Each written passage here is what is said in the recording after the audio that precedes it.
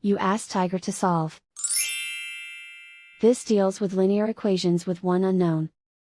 The final result is x equals 21. Let's solve it step by step. Group all x terms on the left side of the equation. Subtract 9x from both sides.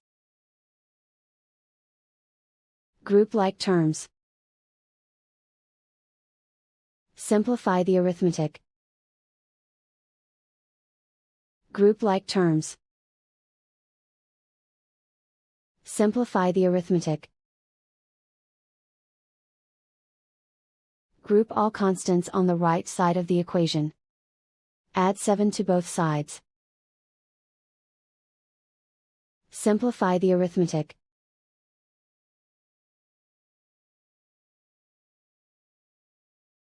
Convert the x into a positive number.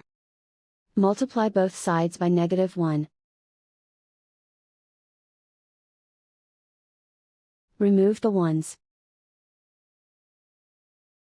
Simplify the arithmetic.